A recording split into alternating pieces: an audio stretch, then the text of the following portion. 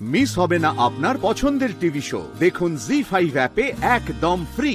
রাধা কোথায় গেলে? রাধা ফুল। রাধা রাধা রাধা রাধা কি হয়েছে? ছাড়ো ছাড়ো। রাধা দেখো না আমার হাতে কি সব পড়ে দিচ্ছে। মা মেহেন্দি পরেছো তো তুমি, কি ভালো লাগছে, মিষ্টি লাগছে সোনা।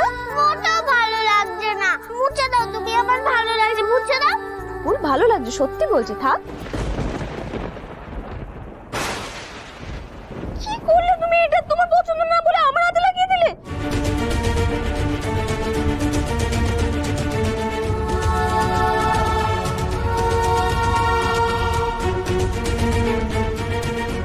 ওমা, এই মেয়ে তো মেহেন্দি হয়ে গেল। বিয়ে হবে নাকি? তা পাত্র কই? কিসের পাত্র চাই আপনাদের? মাটির পাত্র নাকি তামার পাত্র? আমার বিয়ে হচ্ছে নাকি এখানে? পাত্র পাত্র করছেন যে আপনারা। কুকুল, আমি গিয়ে হাতটা ধুয়ে আসি। তুমি না সত্যি।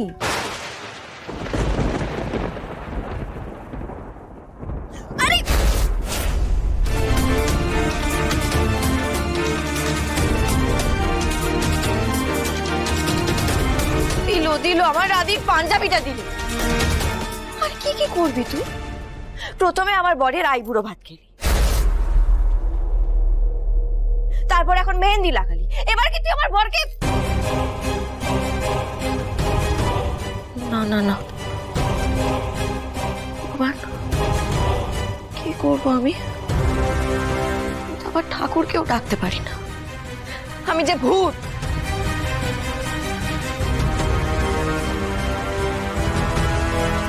রাধা, কি হচ্ছেটা কি? এই মেয়ে, কি করলে এটা? কি করলে এটা? আমি ইচ্ছে করে করেছি নাকি? ইচ্ছে করে করেছি মানে তুমি আমার সামনে এলে কেন? আমি আপনার সামনে কখন এলাম? আপনি তো উটের মতো আমার সামনে এলেন। উট বললে আমায়? না না না না না না না না, আপনি না উট নন, আপনি জিরাফ। Just shut up. তুমি আমার সামনে আসবে না, আমি মানা করেছি না তোমায়? হিরো বাবু, দোষ নেবেন না একটা কথায়। আমি কিন্তু আপনার সামনে আসিনি, আপনি এখানে এসেছেন। আপনি আমার সামনে এসেছেন। এখানে কি করতে এসেছেন বলুন তো? এখানে সবাই মেহেন্দি পড়ছে, মেয়েরা। এক মিনিট, আপনিও কি মেহেন্দি পড়বেন নাকি? ব্যাপারটা কিন্তু বেশ ভালো লাগবে। আপনার বাজে কথা বলবে না একদম। বাবা বাবা, তোমার গায়ে মেহেন্দি লেগেছে।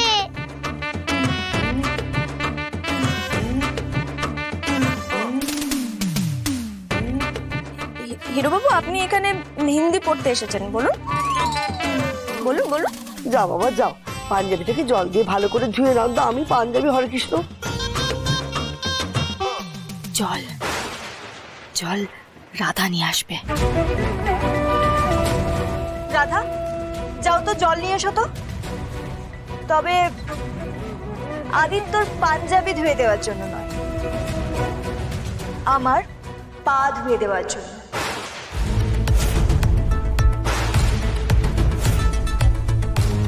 জি5 ডাউনলোড করুন আর সব এপিসোড দেখুন একদম ফ্রি। মিস হবে না আপনার পছন্দের টিভি শো। দেখুন জি5 অ্যাপে একদম ফ্রি। আদি, হ্যাঁ তোর সাথে একটু কথা আছে। কি বলবে? এবার কি তুমিও মেঘাকে সাপোর্ট করবে, নাকি আমায় প্রশ্ন করবে যে আমি কেন কাঠের পুতুলের মতো উঠতে বললে উঠছি না, বসতে বললে বসছি না? আসলে কি বলো তো বাবা, আমি তোমাকে একটা সত্যি কথা বলবো। এই মেরুদণ্ডহীন ভাবে বাঁচতে না আমার আর ভালো লাগছে না গো। কি থামলে কেন বলো? যা খুশি বলতে পারো, বলো। কি করি বলতো? বৌদির মুখের উপর তো আমি কিছু বলতে পারি না। আমি সব বুঝতে পারছি তোর উপর দিয়ে কি যাচ্ছে, তোর কি মনের অবস্থা। দেখো বাবা, একটা কথা মনে রাখো, আলো আমার। আমি জানি তুই যখন ছোট ছিলিস ঠিক তোর মতো এই অবস্থার মধ্যে দিয়ে আমাকে যেতে হয়েছিল।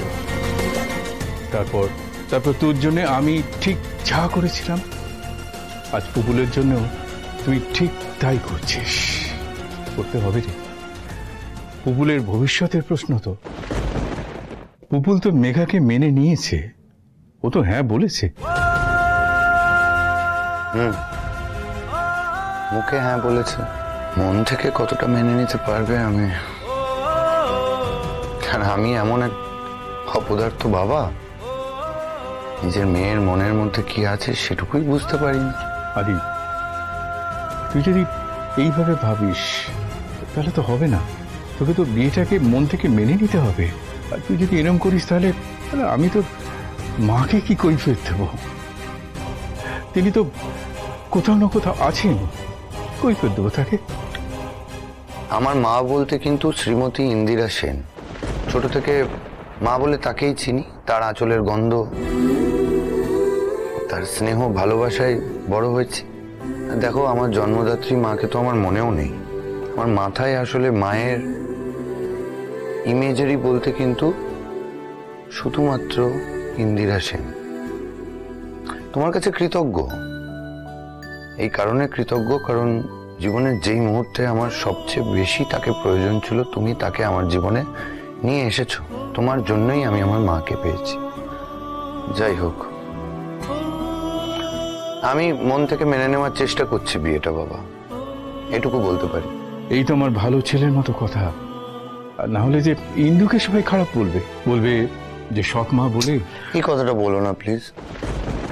জানো তো আমি কষ্ট হয়। তুমি চিন্তা করো না বাবা, যখন আমি একবার কথা দিয়েছি আমি বিয়েটা করব, যে পুপুলের মা হবে সেই আমার স্ত্রী হবে। বিয়েটাকে মর্যাদা দেব, এই পর্যন্ত। হাসি বাবা। জি5 ডাউনলোড করুন আর সব এপিসোড দেখুন একদম ফ্রি। পুরো এপিসোড দেখতে জি5 অ্যাপ এখনই ডাউনলোড করুন। তো ছোটবেলায় বাবার সাথে নানান স্টেটে ঘোরা, তারপরে যখন গ্র্যাজুয়েশন, পোস্ট গ্র্যাজুয়েশন, ইংলিশ নেই, পোস্ট গ্র্যাজুয়েশন, এমফিল করি তখন বেহালা কলেজে প্রথম চাকরি পাই। কিন্তু তারপরে যখন কলেজ সার্ভিস কমিশন দিই এবং তারপরে সেই অ্যাসিস্ট্যান্ট প্রফেসরের পোস্টিং পাই, সেটা ছিল গোয়ালতোর বলে একটি জায়গা। সেটা হচ্ছে মেদিনীপুর থেকে প্রায় 35-40 কিলোমিটার দূরে চন্দ্রকোনা রোড বলে একটি স্টেশন, সেখান থেকে আরো 19 কিলোমিটার ভেতরে। তখন ওখানে গিয়ে থাকতে হতো, ওখানে গিয়ে আমার বাবা মা আমার সাথে থাকতেন। ছেলে হওয়ার পরে ওখানে এমনকি মেদিনীপুরে থাকাটাও আর হলো না, কারণ ওখান থেকেও তো দেড় ঘন্টা যেতে লাগছে, আসতে লাগছে। তো যার জন্য তখন গিয়ে চন্দ্রকোনা রোড বলে একটা স্টেশন, সেখানে থাকতে হলো। এবং সেখান থেকেও আমাকে 19 কিলোমিটার রোজ যাতায়াত করতে হতো। এবং সেই যাতায়াত করে যখন ফিরতাম, মাকে দেখতাম ছেলেকে কোলে নিয়ে, হয়তো দিদি নাম্বার 1টাই দেখছে। এবং তখন কত দিদিদের গল্প শুনেছি, তারা তখন বলেছে যে আমার এই এত দূর যেতে হয়, 2 ঘন্টা, 3 ঘন্টা, 4 ঘন্টা। তখন মনে হতো যে তাহলে আমিও হয়তো বা চেষ্টা করলে পারবো। এবং সত্যি দিদি বলতে গেলে তখন ওই কলেজটাতে আমাদের ন্যাক বলে একটা অ্যাক্রেডিটেশন কাউন্সিল হয়। ন্যাকটা কি? ন্যাক হচ্ছে national assessment and accreditation council. এরা হচ্ছে কলেজগুলোকে গ্রেড দেয়। এবার এই গ্রেডিং এর বেসিসে কলেজ গ্রান্ট অ্যাপ্লাই করতে পারে। এবার কলেজগুলো যদি গ্রান্ট অ্যাপ্লাই করে তাহলে সেরকম ভাবে গ্রান্ট আসে কলেজে। আর গ্রান্টটা হচ্ছে for the development of the college, everything is in connection to one another আর কি। তো হলো ন্যাক, আমি কোঅর্ডিনেটর ছিলাম। ন্যাকে কলেজ অ্যাক্রেডিটেটেড হলো, তারপরে গ্রান্টস পেলো। এখন আর সেই 2005-এর কলেজ সেটা নেই, 2015-এর কলেজও নয়। আর সত্যি কথা বলতে দিদি, এই সুযোগটা পেয়ে যে নিজে কিছু তো করতে পেরেছি এবং তারপরে আমি যখন ছেলের দেখছি আর পারছে না, ওইটুকু ছেলে নাও, তখন 1 বছর 1.5 বছর বয়স, একটা সময় মনে হলো যে না, এবার ট্রান্সফার অ্যাপ্লাই করি। মৌমিতা, পড়াশোনা করছো, আবার বাবার ব্যবসা কচুরির দোকান, সেটাও চালাচ্ছে। 2017 সালে লিভার সিরোসিস ধরা পড়ে। তো সেখান থেকে বাবার SSKM হসপিটালে ট্রিটমেন্ট চলে। তারপরে হঠাৎ 6 মাস পর বাবা চলে যায়। আমি তখন ফার্স্ট ইয়ারে পড়ি। আমি বিধাননগর গভর্নমেন্ট কলেজ থেকে হিস্ট্রিতে অনার্স করেছি। ওখানকার স্যার দিদিমণিরা আমাকে খুব সাহায্য করেছে। তখন আমাদের একবেলা দোকান হতো, ভোর 5টা থেকে দুপুর 3টে, খুব জোর হলে 4টে, সারাদিন স্টেশনে। তো ক্লাস করতে পারতাম না বলে পরে আমাকে আলাদা করে নোট দেওয়া। এমনকি তারা বাবা চলে যাওয়ার পর যখন আমরা সব দিক থেকেই একদম শেষ প্রায়, তখন আর্থিক দিক থেকেও তারা আমাকে সাহায্য করেছে।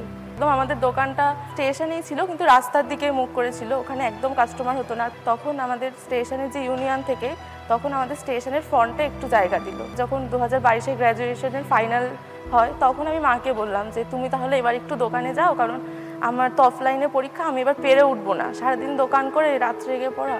তখন থেকে তারপরে মা, এখন আমি, আমার মা, তারপরে আমার একটা মামা আছে যে মামাটা সকালবেলা গিয়ে দোকানটা শুরু করে, আরও দোকানে 3টে ভাই, 2জন জেঠু। কিভাবে সামলাও? পড়াশোনা করতে হচ্ছে, পড়াশোনা এখন যেহেতু আমার ডিস্টেন্সে রবীন্দ্রভারতী থেকে, এবার আমার ক্লাস মাসে ধরো 4 দিন বা 5 দিন থাকে, আমি 2-3 দিন যাই, নোটস পেয়ে যাই। দোকানে আমি সকালের দিকটা থাকি, 11টা থেকে যাই, 4টে-5টা পর্যন্ত থাকি, তারপরেও হচ্ছে মা চলে যায়। আসলে আমার এই পরিচিতিটা হয় হচ্ছে আমি জুন জুলাইতে আমাকে নিয়ে প্রথম অরিন্দম দাদা, অরিন্দম মুখার্জি, উনি আমাকে নিয়ে প্রথম একটা ফেসবুকে লেখেন, তো সেখান থেকেই লেখাটা ভাইরাল হয়, তো সেখান থেকেই লোকজন জানে, চেনে।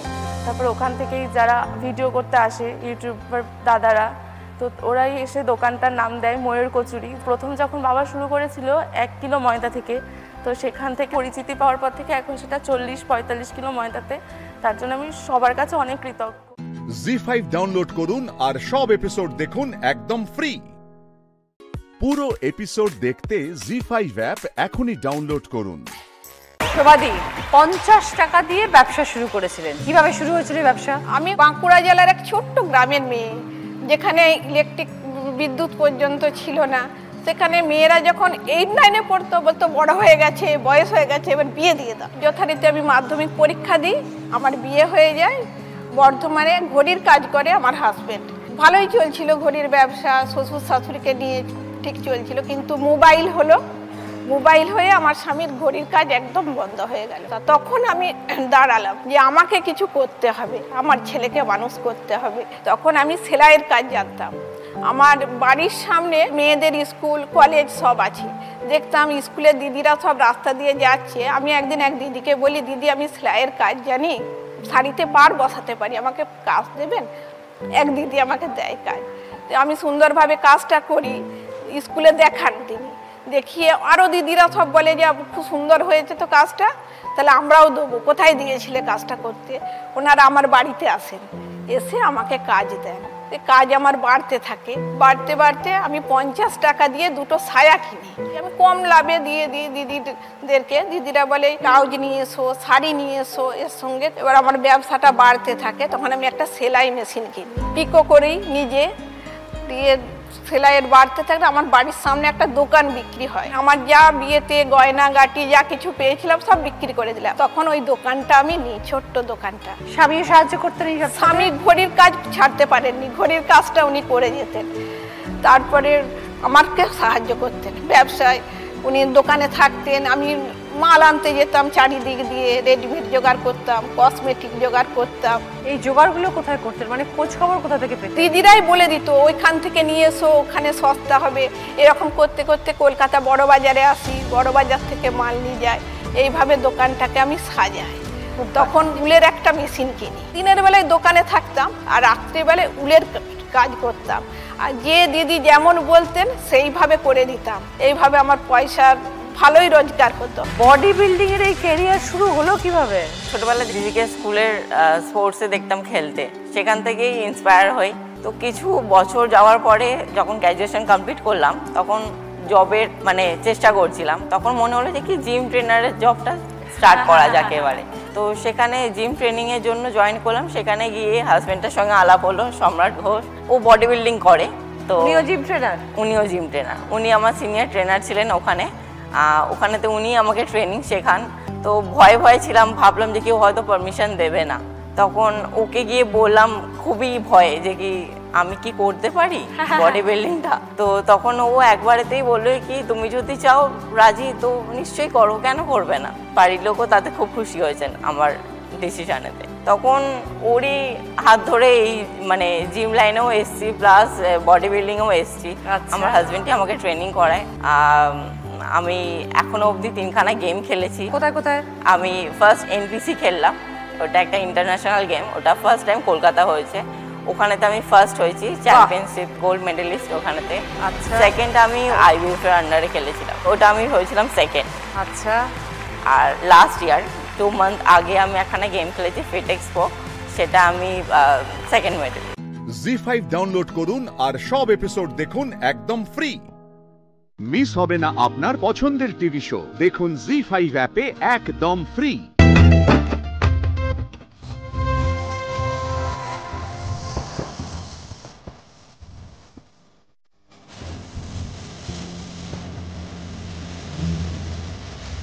দেখলেন তো, ঠিক এইভাবেই কিন্তু কষ্ট করে কতটা সময় দিয়ে নিখুঁতভাবে তৈরি হয় এই ডোকরার কাজ।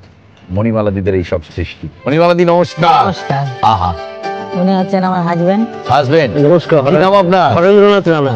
এখানেই বড় হয়েছো তুমি, বাঁকুড়ারই মেয়ে? মেদিনীপুর জেলা কেশারি থানা আমরা গ্রামে। কেশারি থানা? হ্যাঁ, কেশারি থানা। তো সেখান থেকে এখানে এলে কি করে মণিমালাদি? আমাদের ভালোবাসা হয়, বাড়িতে জানতে পারলো, দেওয়া তো সম্ভব নয়। ওরা কি করলো, সম্বন্ধ এলো, দেখাশোনা হলো, কিন্তু আশীর্বাদের আগের দিন ওকে বললাম যে দেখো এরকম এরকম ব্যাপার, বিয়ে দিয়ে দিচ্ছে, তাহলে তো আমার পক্ষে কিছু করা সম্ভব নয়। ও কি করলো যে দেখো বাঁকুড়াতে আমার একটা আত্মীয় বাড়ি আছে, আত্মীয় বাড়িতে তাহলে সেইখানে যাবো। যে তাহলে চলো সেইখানে। তখন কিন্তু আর টাকা পয়সা নিয়ে আমরা পড়াশোনা করছি, তখন ও 400 টাকা স্কুলে পেয়েছিল, ওইটা নিয়ে ও বেরিয়ে পড়লো। বেরিয়ে পড়ার পর ওর আত্মীয় বাড়িতে গেলাম। ও কি করলো, এইখানে আসা শুরু করলো। আস্তে আস্তে দেখলো যে ডোকরার কাজ, এটা শিল্পের কাজ, দেখি এইটা করে সম্ভব হয় কিনা করা। তাহলে এইখানে ছিল একজন গোপাল কর্মকার, ওনার কাছে আমি কাজ শিখেছি, আমার হাজবেন্ডও কাজ শিখেছে। ওরা কি করলো, একটা বাড়ি দিল। কিরম বাড়ি ছিল সেটা? অফিস রুম দুটা ছিল, দুটার মধ্যে একটিতে হতো না কাজ, একটিতে অফিস রুমে হয়েছিল, সেইটা আমাকে দিয়েছিল। গোপাল দা যে একটা ছোট ইয়ে ছিল, পার্টি ছিল, যে মান নিত, সে কি কিছু 200-500 টাকার যে কাজটা করতো, ও কিন্তু এটা করলো না, যে তোমরা এটা করো, তোমরা এটা করো, আমি এটা করব না, তুমি এটা করে তোমাদের সংসার চালাও। আমার আবার বাচ্চা এলো, প্রথম সন্তান। আমি ওকে বললাম দেখো এরকম অবস্থা, তাহলে প্রথম বাচ্চাটা আমি নেব না। ও রাজি হলো না। এদিকে বাড়ি নেই, এইদিকে ওই বাড়িও আমাদেরকে ছাড়তে হবে, তাহলে কিছু করার নেই। বাচ্চাকে যে আমি খাওয়াবো বা পড়াবো সে মানে সে ক্ষমতাও থাকে না। তখন কিন্তু আমার ছিল সিচুয়েশন অবস্থা।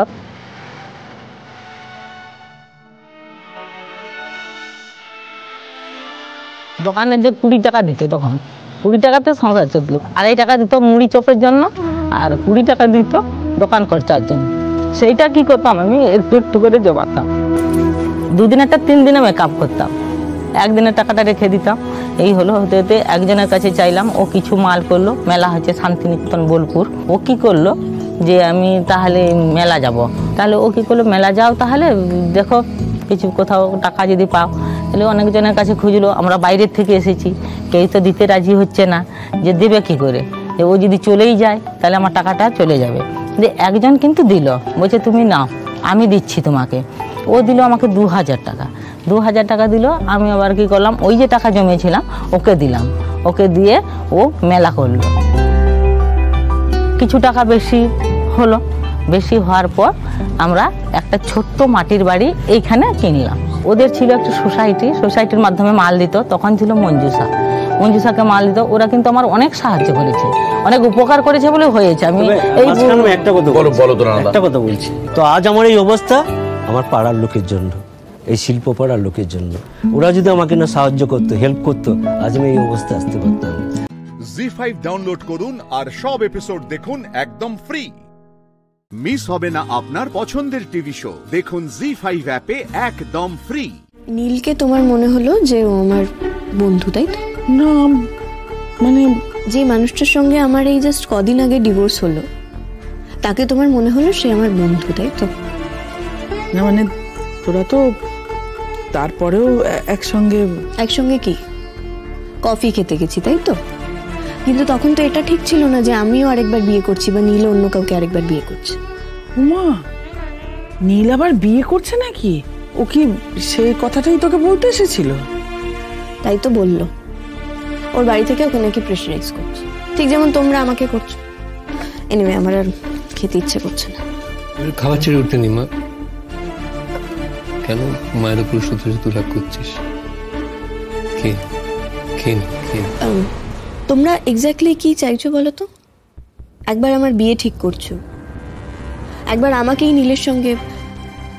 তোমরা কি আমার কোনো পরীক্ষা নিচ্ছ? দেখছো যে আমার নীলের প্রতি এখনো কোনো? না না, এসব ভাবিস না। তুই তো আমাকে সব বলেছিস, অবিশ্বাসের কোনো কারণ নেই। অদ্ভুত ব্যাপার জানো তো এই বিয়ে। নীলের বাড়ির লোকজন চাইছে যে নীল বিয়ে করুক, তোমরা চাইছো যে আমি বিয়ে করি। আচ্ছা, বিয়ে করলে কি সব সমস্যার সমাধান হয়ে যাবে? এত কিছুর পরেও তোমাদের এটাই মনে হচ্ছে, তাই তো?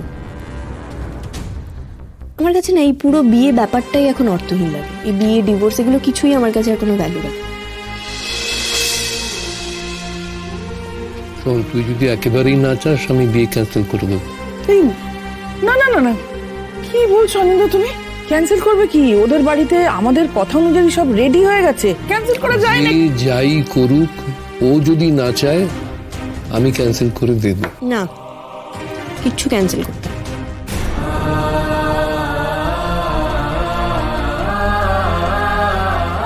কেন ক্যান্সেল করবো আমি?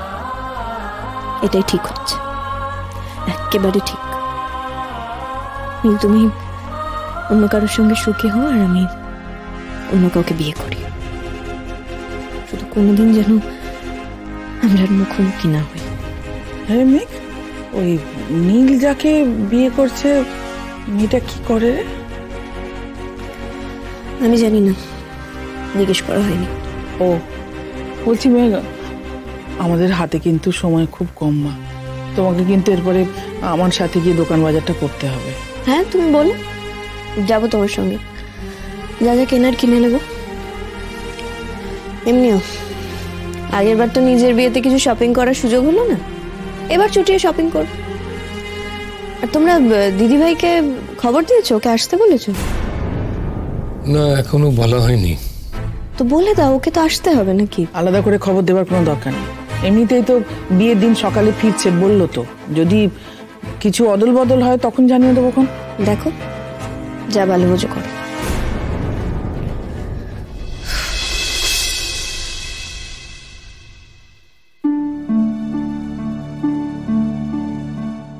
তোমারও সামনের সপ্তাহে বিয়ে, আর আমারও।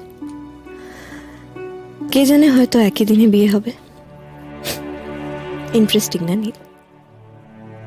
তোমার আমার বিয়ে কোনো কারণে একটা সুতোয় বাঁধা মনে হচ্ছে। জি5 ডাউনলোড করুন আর সব এপিসোড দেখুন একদম ফ্রি। মিস হবে না আপনার পছন্দের টিভি শো, দেখুন জি5 অ্যাপে একদম ফ্রি। বেনারসি না কোনো গণতান্ত্রিক উপায়ে কেনার জিনিস নয়, এটা যে যার রুচির উপর ডিপেন্ড করে। ওকে,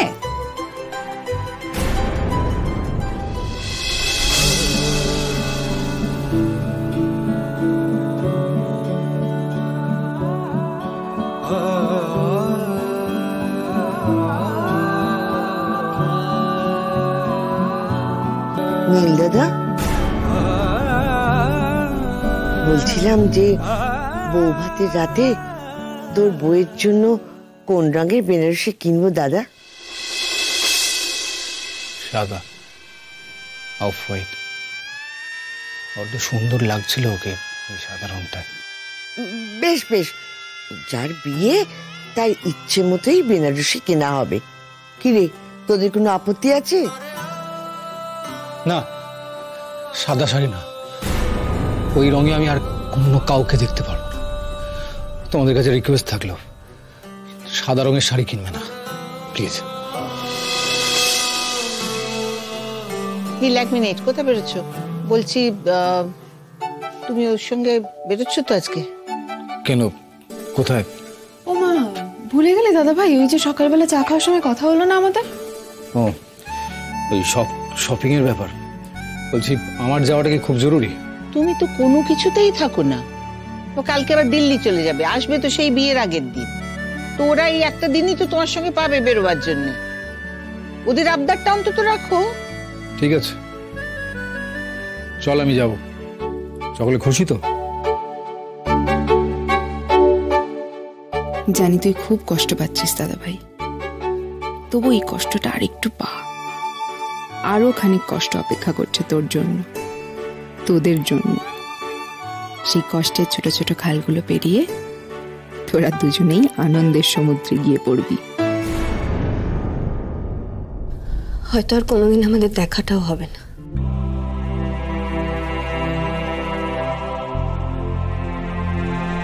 নীল, রেডি হয়ে নাও না প্লিজ। রেডি হয়ে তো নেব ম্যাডাম।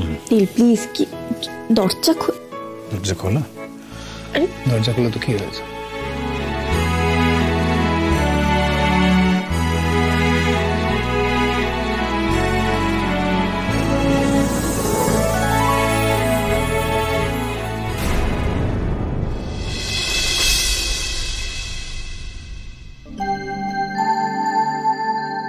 নীল, তুমি কি এবার তার মধ্যেও ম্যাজিক খুঁজবে? তাকে বলবে আমাকে যা যা বলেছিলে? তার চোখে চোখ রেখে সবকিছু ভুলে যাবে? তখনও সময় থেমে যাবে তোমার, তাই না? আমি চাইছি না, তবু আমার খুব হিংসে হবে, জানো তো? খুব হিংসে হবে এটা ভেবে যে তুমি আর কাউকে নিয়ে সংসার করছো।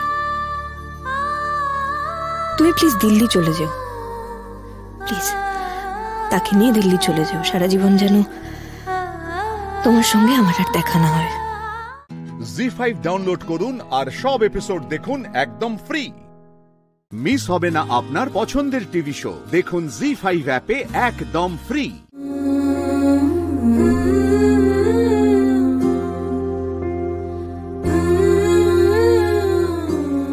বরদীপ, আপনি এখানে? তোমার আগেই কিন্তু এখানে চলে এসেছি।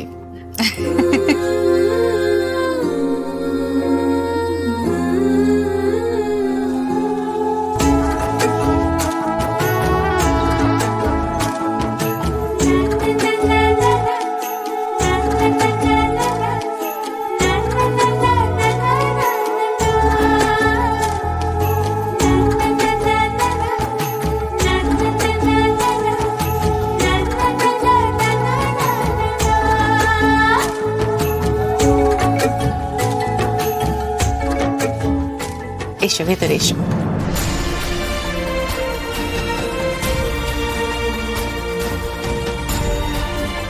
এসো, ভেতরে এসো।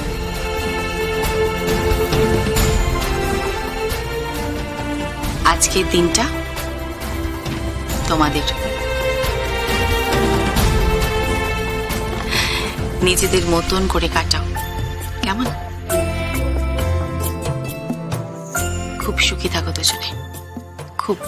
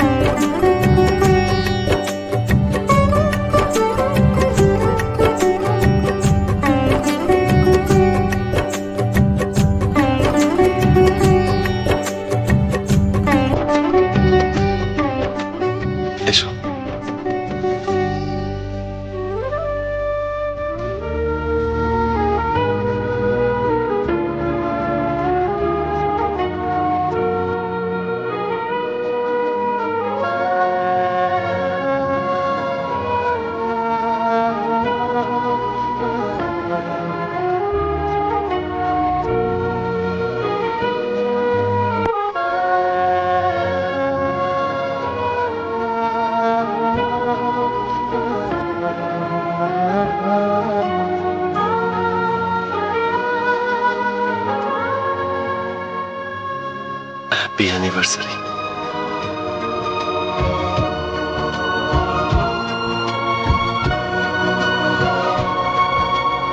Happy anniversary.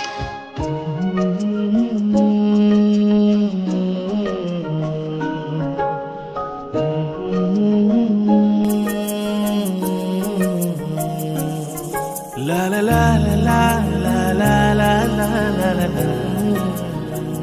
খুব সুন্দর লাগছে, পুরো দেবীর মতো। কিন্তু এই অবস্থাতেও অ্যাকশন করতে হয়েছে, জানো? কোথায়? কতগুলো গুন্ডা আমাকে ঘিরে নিয়েছিল। ওরা জানো কাকনকে খুঁজছিল। তারা কোথায়? তারা তারা এই মুহূর্তে সবাই ভূমি শয্যা নিয়েছে। তাহলে আমরাও শয্যা নিই? খালি আজে বাজে কথা। কোনো আজে বাজে কথা নয়। জি5 ডাউনলোড করুন আর সব এপিসোড দেখুন একদম ফ্রি। মিস হবে না আপনার পছন্দের টিভি শো। দেখুন জি5 অ্যাপে একদম ফ্রি। সরুন এখান থেকে, সরুন। কোথায় আছো?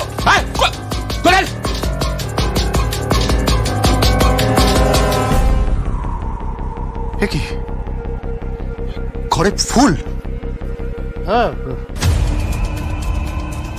কয়েকটা ফুল তো দেখছি শুকিয়েও গেছে, কয়েকটা নষ্টও হয়ে গেছে। ওই চাপা দিলে যেরকম হয় না, কেউ হয়তো চাপা দিয়েছিল।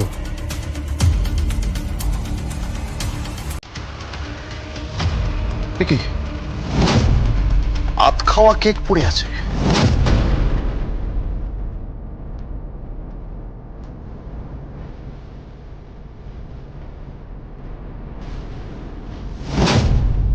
হ্যাপি ওয়েডিং অ্যানিভার্সারি, কোনো নাম নেই।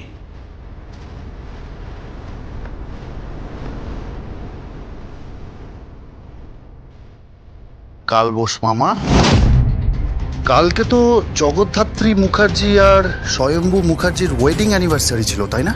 হ্যাঁ হ্যাঁ, ঠিক সেই কারণের জন্যই এত ফুল, তাই না? কিন্তু কেক তো কেউ একা কাটতে পারবে না। না না, স্বয়ম্ভু একা ছিল, মানে ও প্রথমে কেক কাটলো, তারপর ওই বোধহয় ফুল দিয়ে খাটটা সাজালো, আর তারপরেই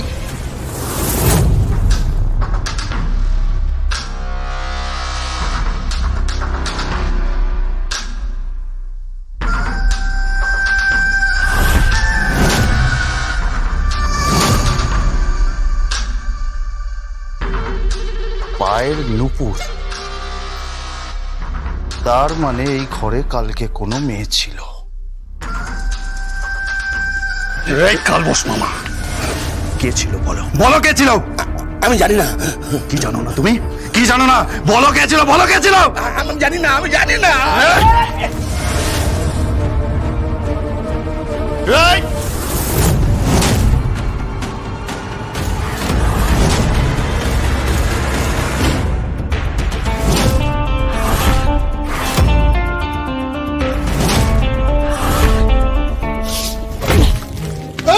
স্বয়ম্ভু, কি হচ্ছে কি?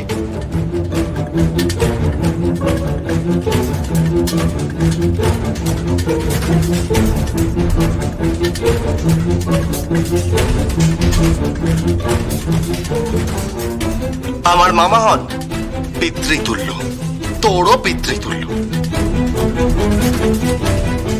সিনিয়র সিটিজেনদের সম্মান করতে শেখ, মাই ইয়াঙ্গার ব্রাদার, সম্মান করতে শেখ।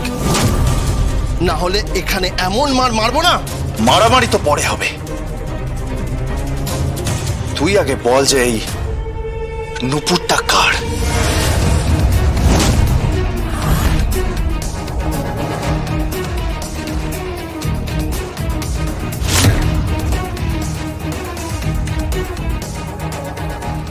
এটা জগদ্ধাত্রী নুপুর, আমার স্মৃতি। এই স্বয়ম্ভু, মিথ্যে কথা বলছিস তুই, মিথ্যে কথা বলছিস তুই।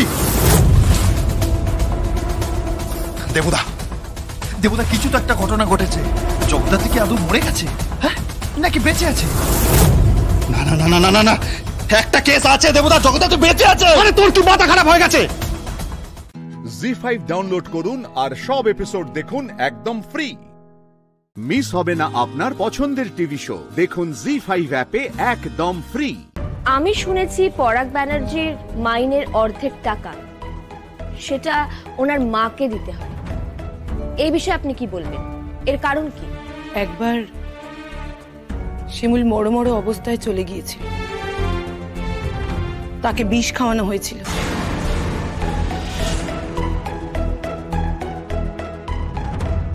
এক্স্যাক্টলি, কে বিষ খাইয়েছিল? সম্ভবত পরাগ ব্যানার্জি শিমুলকে বিষ খাইয়েছে।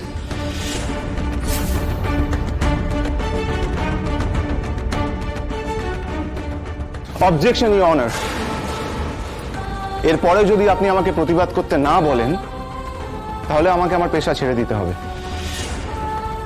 স্যার, এই পেশায় থাকার পরেও যদি আমার ক্লায়েন্টের বিরুদ্ধে এরকম মিথ্যে অভিযোগ করা হয়, আমি যদি চুপ করে এখানে বসে থাকি, কোনো প্রতিবাদ না করি, এর থেকে তো ভালো আমি আমার পেশা ছেড়ে দেবো, বাড়িতে বসে মুখ লুকিয়ে থাকবো, সেটাই বেটার আমার জন্য।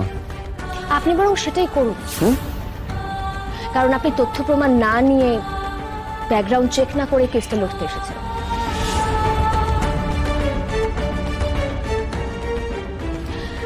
স্যার, এর অনেক প্রমাণ আছে, শিমুল দেবী যথেষ্ট প্রমাণ দিতে পারবে। প্রমাণ দিতে চেয়েছিলেন, পুলিশের কাছে যেতে চেয়েছিলেন, কিন্তু তিনি সমস্ত প্রত্যাহার করেন, কারণ তিনি পরাগ ব্যানার্জির কাছ থেকে টাকা চেয়েছিলেন, এককালীন 5 লক্ষ টাকা, এবং প্রতি মাসে তার রোজগারের অর্ধেক টাকা চেয়েছিলেন। প্রথমে আমরা সবাই খুব অবাক হয়েছিলাম, ভেবেছিলাম পরাগ টাকা দিয়ে শিমুলের মুখ বন্ধ করছে, আর শিমুলও টাকা নিয়ে চুপ করে থাকছে, কিন্তু তা নয়, স্যার। শিমুল ওই টাকা তার শাশুড়ি আর ননদের নামে তাদের ব্যাংক অ্যাকাউন্টেই রেখেছে, কারণ ওর ননদের ঠিকমতো চিকিৎসা হতো না, মানে আমার ভাসুরজি, ওর চিকিৎসার খুব প্রয়োজন, কিন্তু পরাগ ব্যানার্জিরা ওর চিকিৎসা করাতো না। ওই চিকিৎসা বাবদ ওই টাকাগুলো শিমুল রেখে দিয়েছিল, এবং ওর বিয়েতে সেই টাকাগুলো খরচ করবে বলে ওই টাকাগুলো শিমুল ওর ভাইয়ের কাছ থেকে সরিয়ে রেখেছিল। তার থেকে একটা কানাকড়ি পর্যন্ত শিমুল নেয়নি। আপনি চাইলে ওই কাগজপত্র সবকিছু দেখতে পারেন, তারপরেও কি করে বলি বলুন তো, এই মেয়েটা খারাপ? ওয়েল স্যার, এটা থেকে তো এটা প্রমাণিত হয় না যে উনি পরাগ ব্যানার্জিকে খুনের চেষ্টা করেননি। উনি বিয়েটা মেনে নিতে পারেননি, সেখান থেকে ওনার একটা প্রতিহিংসা তৈরি হয়েছে, সেখান থেকে উনি খুনের চেষ্টা করেছেন পরাগ ব্যানার্জিকে। হতেই তো পারেনি তাহলে, তাই না? তাহলে স্যার, আজ এখানে আরো একটি খুনের বিচার হতে হবে।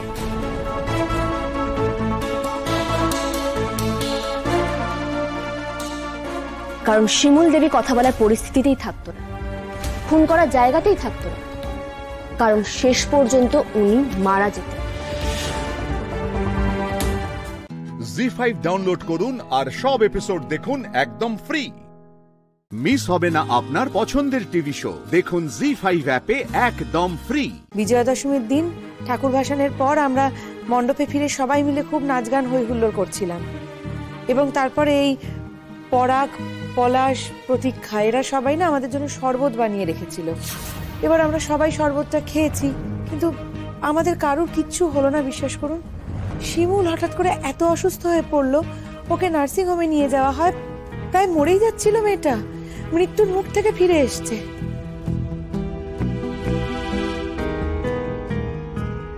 আমাদের মনে না তখনই সন্দেহ হয়েছিল যে ওই একই শরবত আমরা খেলাম, আমাদের কারোর কিচ্ছু হলো না, কেন শিমুলের এরকম মরমর অবস্থা হলো?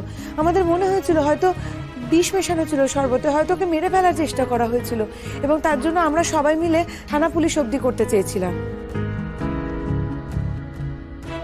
আর যখনই আমরা থানা পুলিশ করলাম, তখনই না আমাদের মনে হলো পরাগ ভয় পেয়ে গেছে। ও তো ভয় পাবেই, ও নিজের মনে মনে তো জানতো যে এই কাজটার সঙ্গে ও জড়িত। আর শুধু ও একা নয়, এই যেখানে বসে পরাগ, পলাশ এবং প্রতীক্ষা তখনও ওর স্ত্রী হয়নি, এখন স্ত্রী হয়েছে, ওরা তিনজনে মিলে এই ঘটনাটা ঘটিয়েছিল। স্যার আমাদেরকে ইচ্ছে করে ফাঁসিয়ে দেওয়ার চেষ্টা করা হচ্ছে স্যার। আপনাকে একটা স্পেসিফিক কোয়েশ্চেন করা হয়েছিল, আপনি 10 জনকে জড়িয়ে তার উত্তর কেন দিচ্ছেন? আপনাকে শুধু আপনার মতামতটা জানতে চাওয়া হয়েছিল, আর কিছু নয়, এটা মাথায় রাখবেন। ওকে শুনুন স্যার, প্রথমত আপনি আমার সঙ্গে ধমকে কথা বলতে পারেন না। আপনি আমাকে যেভাবেই বলুন না কেন, আমি কারোর ধমকের ধার ধারি না। আপনি কেন? কারোরই না, কারণ আমি একটা সত্যি কথা বলছি।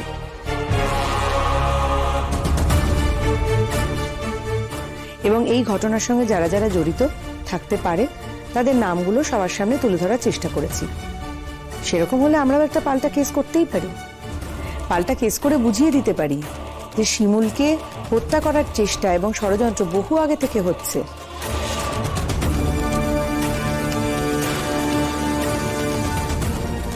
আজকে আমরা যে কারণে এই কোর্টে এসেছি, সেই পার্টিকুলার ঘটনাটা কে ঘটিয়েছে সেটা আমি বলতে পারবো না, কিন্তু শিমুলকে ওই বাড়ি থেকে তাড়িয়ে দেওয়ার জন্য, বাড়ি থেকে বের করে দেওয়ার জন্য একটা গভীর ষড়যন্ত্র এখনো চলছে বলে আমার বিশ্বাস।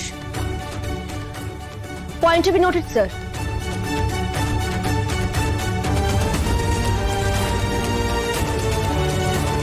এই যে সেদিন যে ঘটনাটি ঘটেছে, আপনার কি মনে হয় কে এই ঘটনার সাথে বা কারা এই ঘটনার সাথে জড়িত?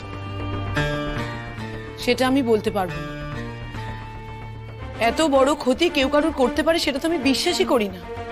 তবে এই কথা ঠিক, শিমুল ব্যানার্জি এই কাজ কখনো করতে পারে না। শিমুল ব্যানার্জি ওর চরম শত্রুর প্রতিও এরকম দুর্ঘটনা ঘটাতে পারে না।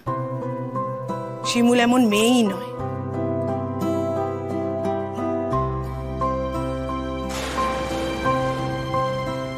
শিমুল ব্যানার্জিকে আমরা যতটা দেখেছি, যতটা চিনেছি, তাকে কিন্তু অনেক অত্যাচার সহ্য করতে হয়েছে। গোটা রাত তাকে বাড়ির বাইরে বের করে দেওয়া হয়েছে, কারণ সে পাশের বাড়িতে বেড়াতে গিয়েছিল।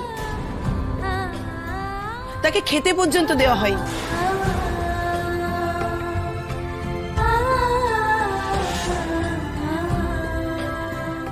জি5 ডাউনলোড করুন আর সব এপিসোড দেখুন একদম ফ্রি। মিস হবে না আপনার পছন্দের টিভি শো, দেখুন জি5 অ্যাপে একদম ফ্রি। আমি তো কোনো অন্যায় করে রোজগার করছি না বড়বাবু, আমি তো খেটে খাচ্ছি। আর যদি সম্মানের কথাই বলেন তাহলে বলবো আপনাদের নাম আমি কোথাও জড়াইনি। কিন্তু শ্যামলী, তাই বলে রাস্তার পাইস হোটেল, সেখানে কত ধরনের লোক যায় তুমি জানো? ইনফ্যাক্ট আমাদের অফিসের স্টাফরা ওখানে খেতে যায়। তাদের মধ্যে কেউ যদি তোমাকে দেখতে পায় তাহলে ওরা কি ভাববে? মানে ভাববে যে জোড়া বাড়ির একজন সদস্য ফুটপাতের হোটেলে কাজ করছে। প্রতিম দাদা, রাস্তার হোটেল বলে এভাবে অশ্রদ্ধা করবেন না। মনে রাখবেন যে দাদুরাও কিন্তু রাস্তার হোটেল থেকেই শুরু করেছিলেন। অযথা জ্ঞান দেবেন না তো শ্যামলী। পরিশ্রমী সহজ সরল মানুষদেরকে আমরা সম্মান করি, আপনি সেটা নন। কেন সম্মান করবো আপনাকে? আর আপনাকে বিশ্বাস করে নিজেদের বিপদ ডেকে আনবো আমরা? বিশ্বাস তুমি নাই করতে পারো দাদু ভাই, কিন্তু ও যে কাজটা করছে তাতে তো কারোর কোনো ক্ষতি হচ্ছে না। একটা মেয়ে যে কলকাতা শহর চেনে পর্যন্ত না, প্রথমবার এলো, বিন্দুমাত্র জানে পর্যন্ত নাই শহরটাকে। আরে একটা কথা বলতে গেলে সবার তোতলায়। সেই মেয়েটা একদিনের মধ্যে বাড়ি থেকে এত দূরে একটা পাইস হোটেলে কাজ পেয়ে গেল, জাকিয়ে বসলো সেখানে। অনেক দিন ধরে একটা মিসিং লিঙ্ক কিছুতে খুঁজে পাচ্ছিলাম না, যে নর্থ বেঙ্গলে বসে এই জোড়া বাড়িকে উনি ট্রেস করলেন কি করে? মানে পুরোটা তো আর ডিভাইন হতে পারে না, ডিভাইন কানেকশন এরকম ভাবে কি করে হবে? উনি প্রথমে কলকাতা শহরে এলেন, এসেই ওনার সঙ্গে প্রিয়ার দেখা হলো, তারপরে ওনার সঙ্গে পিসমশার দেখা হলো, তারপর ওনার সঙ্গে আমার দেখা হলো, কিঞ্জলের দেখা হলো। এই এতটা কি করে হতে পারে? আমাকে একটা কথা বলতো মামা, তুমি কি ওকে আমাদের ব্যাপারে কিছু বলেছিলে?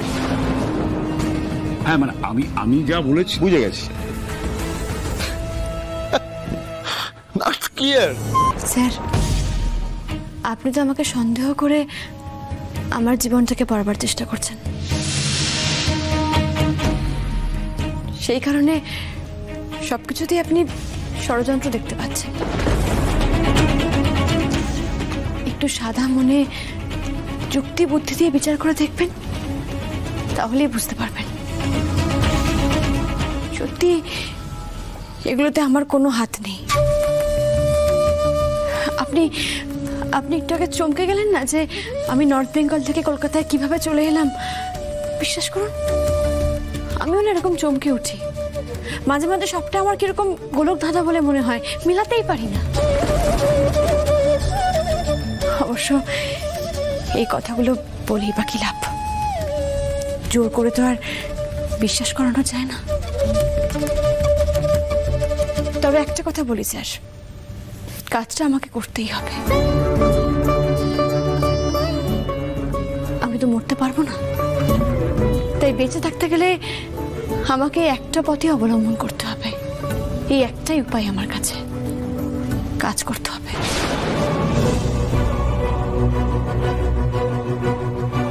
আমি আপনাদের কাছে ক্ষমা চেয়ে নিচ্ছি, ক্ষমা করবেন আমায়।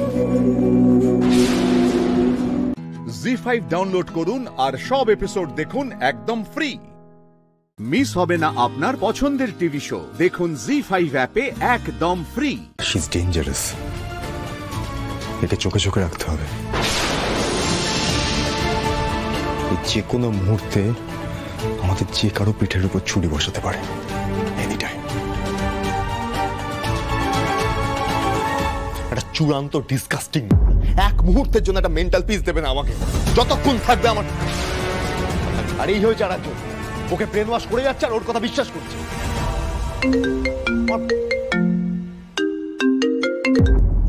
কার phone?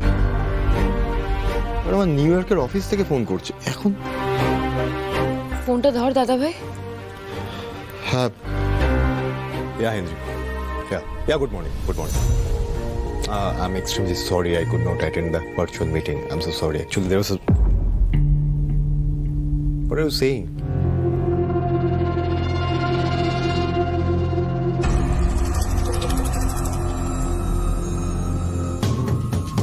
How can you say this even?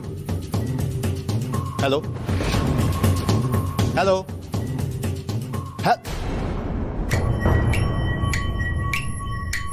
Damn! What do you think about themselves? কি হলো? স্যার আবার চিৎকার করছেন কেন? মাথাটা ঠান্ডা করনি। কি হয়েছে, কি বলছেন ওনারা? আরে ওরা বলছে যে আমাকে এক্ষুনি অফিস জয়েন করতে হবে। জয়েন করতে বলছে মানে ওখানে গিয়ে জয়েন করতে বলছে? হ্যাঁ, আসলে এখানে আসার আগে আমি একটা প্রজেক্ট সবে শুরু করেছিলাম, আর আমি না গেলে প্রজেক্ট ওরা কমপ্লিট করতে পারছে না। ওরা বলছে যে আমাকে ইমিডিয়েটলি যেতে হবে, ক্লায়েন্টের কাছ থেকে ফিড নিয়ে প্রজেক্টটাকে কমপ্লিট করতে হবে, নাহলে কোম্পানির অনেক ক্ষতি হয়ে যাবে। বাবা না অনি, তুই কোথাও যাবি না, আমি তোকে কোথাও যেতে দেবো না অনি। অনি, অনি তুই চলে গেলে আমি আর বাঁচবো না অনি। আমি মামুনি, আমি খুব একা হয়ে গেছি অনি। শ্যামলীদি,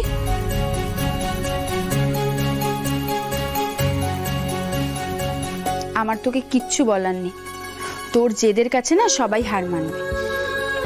আমার কথা ছাড়ো তো প্রিয়া দিদি, কিছু বলবে গো? হ্যাঁ, মানে তোকে আমার একটা কাজ করে দিতে হবে। বলো না।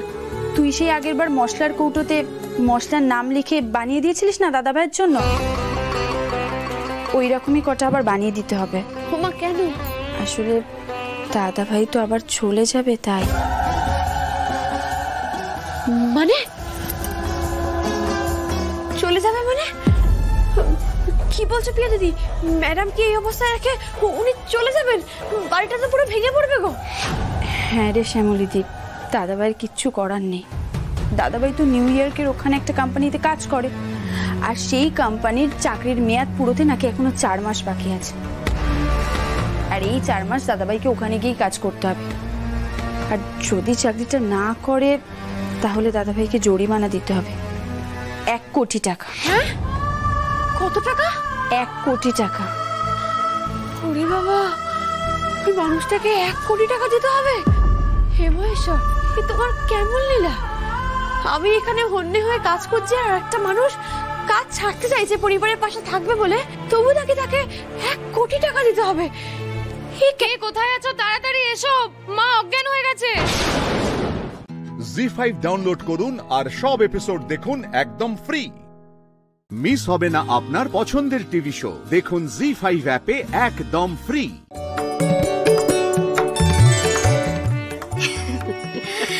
দিম্মা, এটা তুমি দইয়ের ফোঁটা দিলে? হ্যাঁ, দইয়ের ফোঁটা দিলাম, কারণ দই যে শুভ। জানো তো দিম্মা, ছোটবেলায় যখন স্কুলে এক্সাম হতো তখন আমি দেখতাম আমার অনেক ক্লাসমেটরা এক্সামের সময় না এভাবেই মাথায় দইয়ের ফোঁটা দিয়ে আসে।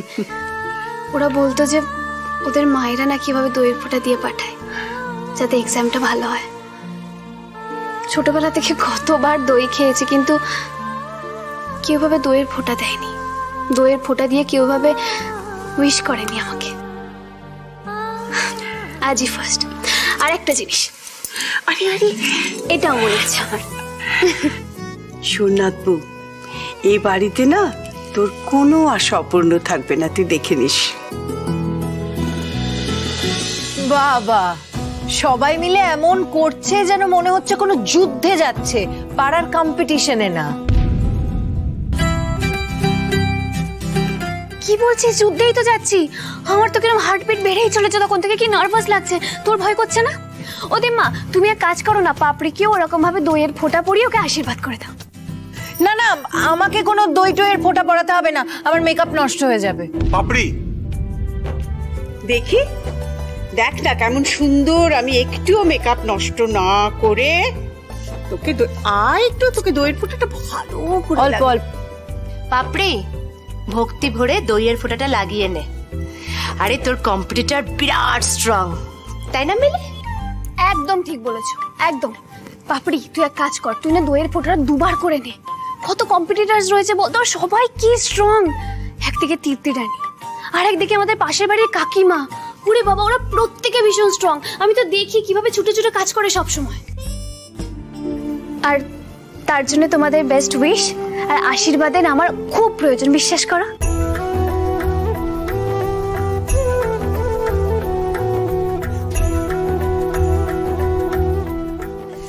ঠিক আছে ঠিক আছে। শাশুড়ি আন্টি, আপনি কম্পিটিশন দেখতে আসবেন তো? আপনি আসলে আমি মনে সত্যি খুব জোর পাবো।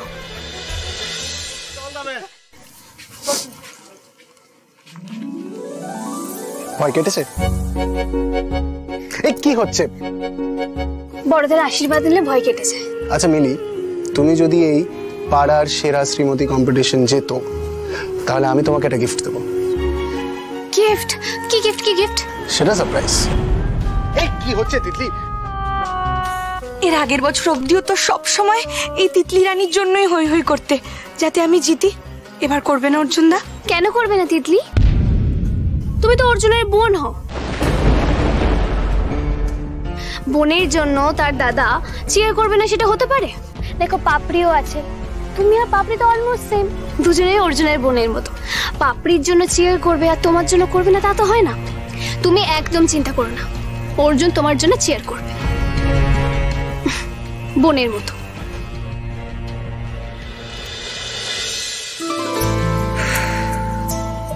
মিলি, তুমি হালকা হিং আছো না? হিং? হিং মানে কি? হিং শুটে তা হবো না? আমার বরকে যদি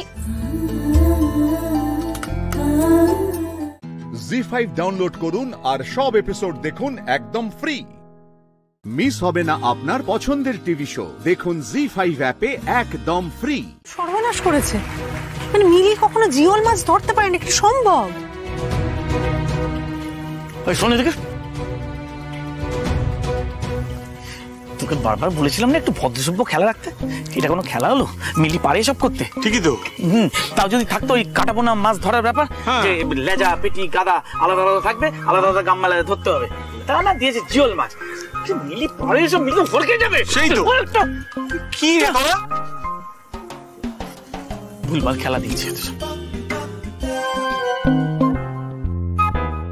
ও গড, কি করে জ্যান্ত মাছ ধরবো? আমি তো রান্না করা মাছই ভালো করে ধরে কাঁটা ছাড়াতে পারি না। দেখেই তো গা গোলাচ্ছে, হাত দেবো কি করে? এইসব এইসব আষ্টে গন্ধের নিকুচি করেছে, তবুও আমাকে মিলিকেই হারাতে হবে। এখানে রয়েছে ফিশ, ফিশের সঙ্গে করতে হবে ডিশ ডিশ ডিশ। চলে এসো চলে এসো, শুরু হচ্ছে প্রথম রাউন্ড। 1 মিনিট মনে রাখবে, 1 মিনিট।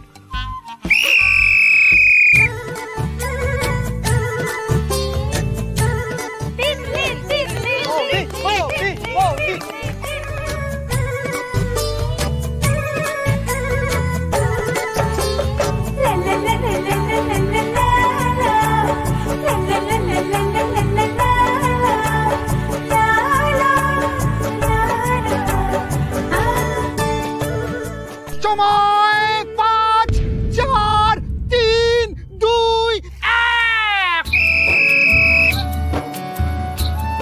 এবার পালা পরের প্রতিযোগীদের, চলে এসো।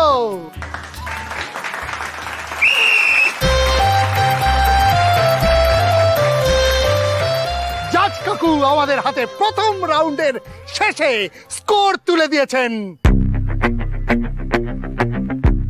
হচ্ছে প্রথমে রমা বৌদি, মোটে 2টো মাছ ধরেছেন আপনি। টিনা এবং মহুয়া 3টে করে মাছ, একদম। পাপড়ি ধরেছে 5টা মাছ, হাততালি হাততালি। তিতলির রেজাল্ট জানার পালা আর মিলির রেজাল্ট জানার পালা।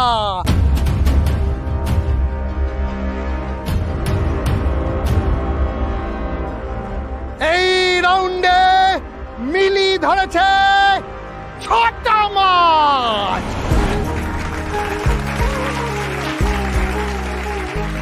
এরপরে পালা তিতলি 8টা।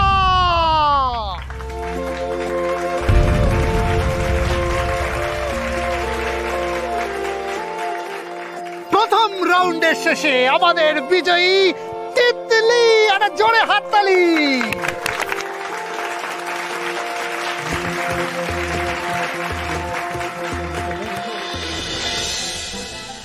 খুব ভালো করেছো তিতলি, কংগ্রাচুলেশনস। বুঝলি তুললি, অর্জুনদার আশীর্বাদের জোর। কি করবে বলো, ওটা সারা জীবন আমারই ছিল আর আমারই থাকবে।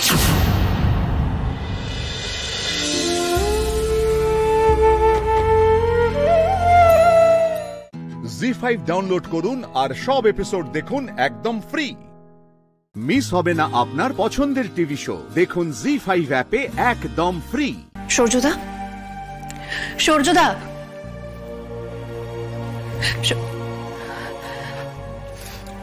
সূর্যদা।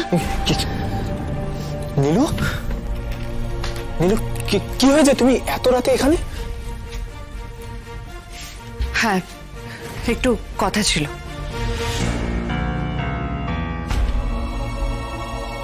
কেন, কি হয়েছে আমাকে বলো। সরি, এত রাতে তোমার ঘুম ভাঙালাম, কিন্তু আমাকে আসতেই হতো, আমি না এসে পারলাম না। তুমি বলেছিলে নিজের লড়াই নিজেকেই করতে হবে, কিন্তু সেই লড়াই আমি করব কি করে আমি বুঝতে পারছি না।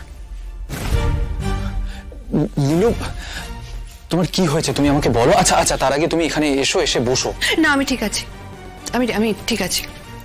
এক্ষুনি দিদি আর ওনার মা এসেছিলেন আমাদের ঘরে।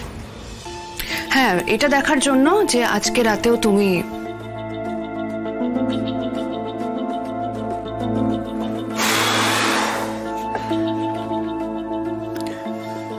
সূর্যদা, তুমি আমাকে যা যা শর্ত দিয়েছিলে আমি কিন্তু সবটা মানছি। বিয়ের প্রথম রাতে তুমি আমাকে যা যা মানতে বলেছিলে সবটা মেনে চলছি, কিন্তু তুমি মানছো কি? মানলে কিন্তু এরকম একটা পরিস্থিতি আমাকে ফেস করতে হতো না। সেদিন দিদি তো প্রায় আমাকে ধরেই ফেলেছিল। তুমি সঠিক সময় এসে পড়েছিলে বলে বেঁচে গেছিলাম। আর আজ প্রত্যেকটা সময় আমাকে অপরাধীর মতো কাটাতে হচ্ছে। কোনো অপরাধ না করেও আমাকে অপরাধীর মতো কাটাতে হচ্ছে। চোরের মতো প্রত্যেকটা রাত আমাকে ঘুমোতে হচ্ছে। সবসময় ধরা পড়ে যাওয়ার ভয় থাকতে হচ্ছে। এর থেকে এটাই ভালো নয় কি? এই বিয়েটা টিকিয়ে রাখার অনর্থক চেষ্টা আর অপমানের হাত থেকে বাঁচার জন্য এই বিয়েটাকে ভেঙে দেওয়া হোক। তাতে তুমিও শান্তি পাবে, মুক্তি পাবে, আর আমিও। দেখো নীলু, মুক্তি পাওয়ার জন্য কিন্তু কেউ বিয়ের বাঁধনে বাঁধা পড়ে না। আমি তোমাকে বিয়ে করেছিলাম না জেনেই, কিন্তু তুমি আমাকে বিয়ে করেছিলে জেনেই। হ্যাঁ, আমাদের একে অপরের মধ্যে ভালোবাসা হওয়া কোনোদিনও সম্ভব না।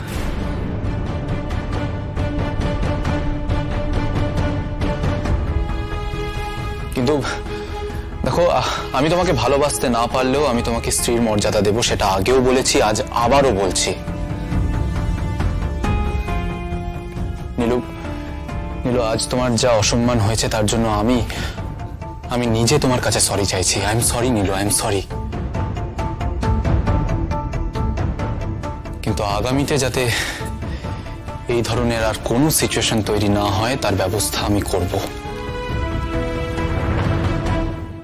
জি5 ডাউনলোড করুন আর সব এপিসোড দেখুন একদম ফ্রি। মিস হবে না আপনার পছন্দের টিভি শো, দেখুন জি5 অ্যাপে একদম ফ্রি। তুমি একটা মিডল ক্লাস ফ্যামিলির ক্রাইসিসটা ঠিকঠাক বোঝো না? একটা সাধারণ মেয়ে যার কোনো ঠিকঠাক শিক্ষাগত যোগ্যতা নেই, যার কোনো বিরাট গুণ নেই, অর্থনৈতিক সেরকম সাপোর্ট নেই, যার মাথার উপর বাবা নেই, আর আর দাদা তো থেকেও না থাকার মতো, সেরকম একটা সাধারণ মেয়ের কি এমন চয়েস থাকতে পারে জীবনে? ভাগ্য, ভাগ্য আর ভবিতব্যকে মেনে নেওয়া ছাড়া। আমিও সেটাই করছি আর করব, কারণ এটাই আমার চয়েস। সূর্যদা, সবসময় সব লড়াই একা করা যায় না। যেখানে বাড়ির মানুষজন, পরিস্থিতি সবকিছু আমাদের বিরুদ্ধে, সেখানে তো একটু সাপোর্ট লাগে। হ্যাঁ, তুমি আমাকে বলো না নীলু, আমি আমার সাধ্য মতো তোমাকে সাপোর্ট করার চেষ্টা করব, অবশ্যই করব। আর মিডিল ক্লাস ফ্যামিলি বলে তোমার নিজের কোনো চয়েস থাকবে না, এটা তুমি ভেবো না। তুমি বলো না, তুমি আমাকে বলো তুমি কি চাও, বলো। আমাকে তুমি নিজের পায়ে দাঁড়াতে একটু সাহায্য করতে পারবে? মানে আমি নিজের পায়ে দাঁড়িয়ে অর্থ উপার্জন করতে চাই। হ্যাঁ ঠিক আছে, তো তুমি বলো তুমি সেটা কিভাবে করতে চাও, তোমার কোনো প্ল্যান আছে? আই মিন, দেখো, গ্র্যাজুয়েশন কমপ্লিট না হলে তো তুমি কোথাও চাকরির পরীক্ষা দিতে পারবে না।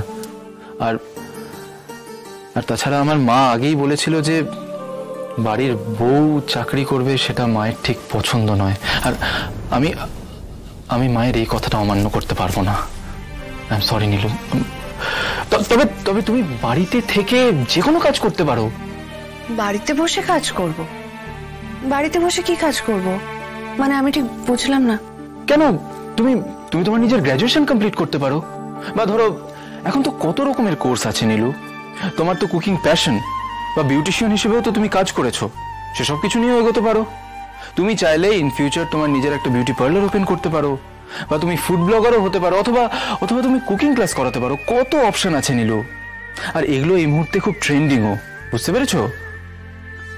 পার্লার খোলার স্বপ্ন আমার অনেক দিন ধরে, কিন্তু তার জন্য তো অনেক টাকা দরকার, আর অ্যাডভান্স ট্রেনিংও। এই মুহূর্তে তো এত টাকার জোর আমার কাছে নেই।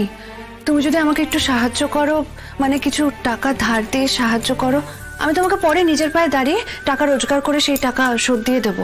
তুমি এসব নিয়ে একদমই ভেবো না, টাকার চিন্তা তোমাকে করতে হবে না। তুমি আগে ডিসাইড করো যে তুমি কিভাবে এগোতে চাও, ঠিক আছে? আমি তোমার পাশে আছি। আচ্ছা, জানাবো। এবার শুয়ে পড়ো, কালকে আমার অফিস আছে, খুব সকাল সকাল উঠতে হবে। শুয়ে পড়ো।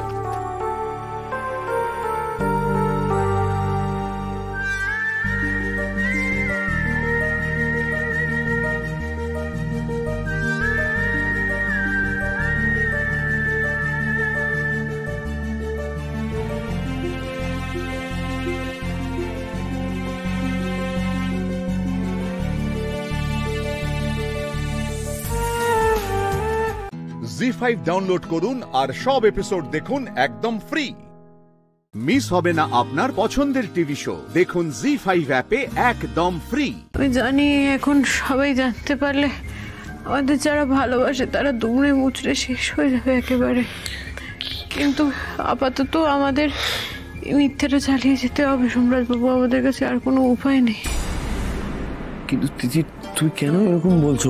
তুমি তো অসুস্থ, তুমি দুর্বল, তোমার শরীর, কেন এইসব বলছো বলো? সুরেশ বাবু, এতবার যখন আমরা মৃত্যুর মুখ থেকে ফিরে এসেছি, তখন আমাদের গল্পটা তো এইভাবে শেষ হয়ে যেতে পারে না। আমাদের অন্তত তুমি প্লিজ আমাকে না করো না। শোনো,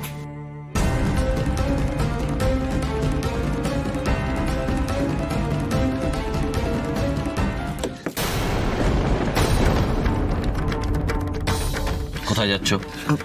আমরা তিতিরের কাছে। কেউ যাবে না তিতিরের কাছে, যাও, চলে যাও তোমরা। কিন্তু দাদা, বেরো বেরো বেরো বেরো। দাদা ভাই, কই তোর বোন? বলো ওকে অন্তত। আমি তো বললাম কেউ যাবে না, আমি এখানে আছি তো। আমি তিতিরকে কাউকে ছুতে দেবো না, আমি যতক্ষণ বেঁচে আছি কেউ যাবে না তিতিরকে। দাদা ভাই, তুমি একটু শান্ত হও, বলছি বাড়িতে থাকো, ঠাম্মি মা সবাই আছে, তুমি কেন এরকম? হ্যাঁ তো থাকুক না, আমিও তো এখানে আছি, বললাম তো আমার কাউকে লাগবে না। প্রাণ থাকতে ওই বাড়িতে ওর কোনো সম্মান ছিল না, এখন কেন যাবে বলতো ওই বাড়িতে? দাদা ভাই, আচ্ছা শোনো, তুমি একটু শান্ত হও। দেখ, শান্ত আমি, শান্ত, হ্যাঁ শান্ত। যাই বা বেরো, বেরো বেরো বেরিয়ে যা, জাস্ট বেরিয়ে যা। সমস্যা না, সবাইকে বলে দেবে, কারুর হেল্প লাগবে না, আমার কারুর হেল্প লাগবে না। তিতিরের যা যা ফর্মালিটিস আছে এবার থেকে সব আমি একা করবো, সব একা। বেরিয়ে যাও প্লিজ, বেরিয়ে যাও এবার, বেরিয়ে যাও প্লিজ, বেরিয়ে যাও। আচ্ছা ঠিক আছে, তোরা এভাবে আমি জানি। তোমরা ক্ষমা করো আমায়, কিন্তু এই কাজটা আমাদের করতেই হতো। আচ্ছা ঠিক আছে, চলে যা, চলে যা। প্লিজ ছুরিটা নাও, ছুরিটা নাও।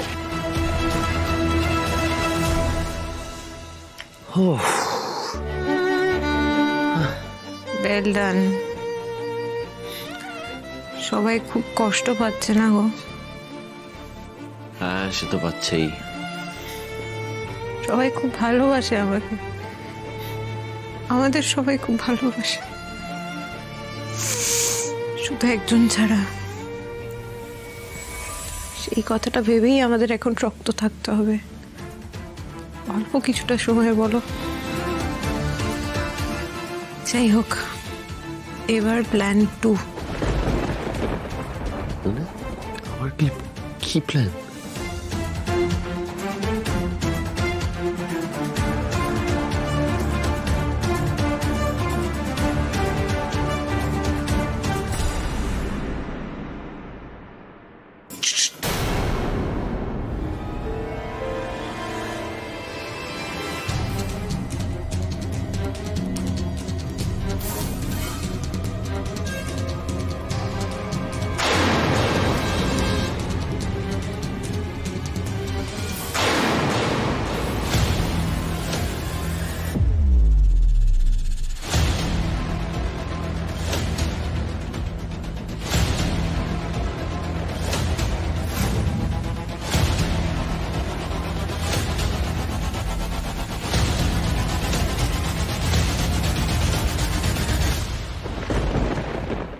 জি5 ডাউনলোড করুন আর সব এপিসোড দেখুন একদম ফ্রি। মিস হবে না আপনার পছন্দের টিভি শো, দেখুন জি5 অ্যাপে একদম ফ্রি। একটা সুখবর আছে। কি সুখবর ম্যাডাম? ওই পুরো মানে আপনার হাজবেন্ড এসে গেছে নাকি? তিনি এখনো আছেন, কিন্তু তার থাকার পেছনে যে মূল কারণ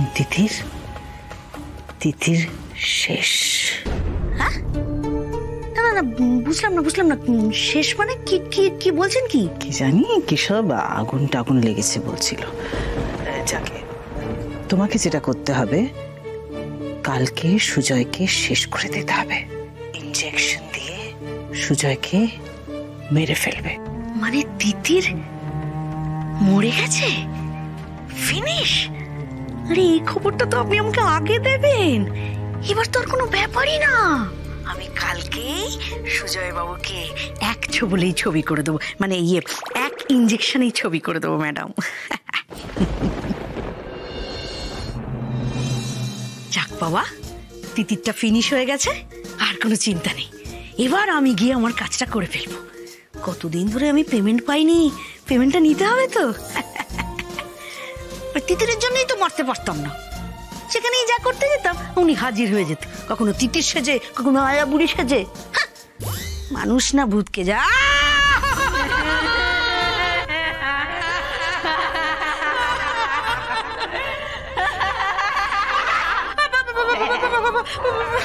আমি কিচ্ছু বুঝতে পারছি না।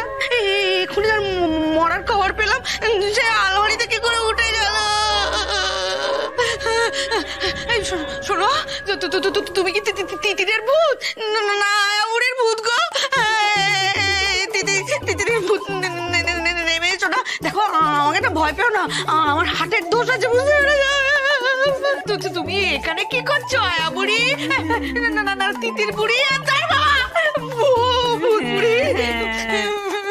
আমি মরে গেছি বলে ভেবেছি বাবার ক্ষতি করবি, তোদের ঘাড় মটকাবো আমি, সব কটার ঘাড় মটকে দেবো।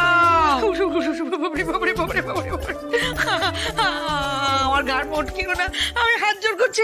তোর একটা মেয়ে আছে না, তার পাশে স্কুলে গিয়ে বসবো। স্কুলে তো ভূত এলাও নয় গো। আমার মেয়েকে ছেড়ে দাও, আমাকে ছেড়ে দাও। আমার বাবার ক্ষতি করবি? ক্ষতি? কে বাবা? কার বাবা? আমি কোনো বাবাকে চিনি না। তুমি এরকম করো না। এই দেখো, বুঝ বলে কি তোমার মন নেই বলো? আমার বাবার কোনো ক্ষতি করলে বাবার ঘরে তোকে ব্যানার্জি বাড়িতে তোর ঘাড় মটকাবো। শোনো শোনো শোনো শোনো শোনো শোনো, আমি হাত জোর করে ক্ষমা চাইছি। বাবার ক্ষতি, বাবার ক্ষতি করার কথা তো আমি আর ভাবতেই পারছি না। আমি কিছু করবো না, আমি কিছু করবো না। তুমি নেমে নেমে নেমে এসো। ঘাড়ে এই আলমারিটা ফেলবো। না না না না না না না না, শোনো শোনো শোনো, আমি লাভ দিলাম।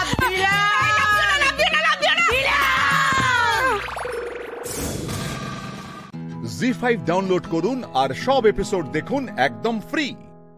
মিস হবে না আপনার পছন্দের টিভি শো। দেখুন জি5 অ্যাপে একদম ফ্রি। প্রথম প্রেম,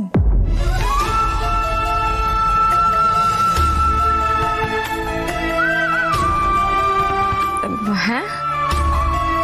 পিকলু কি তোমার প্রথম প্রেম?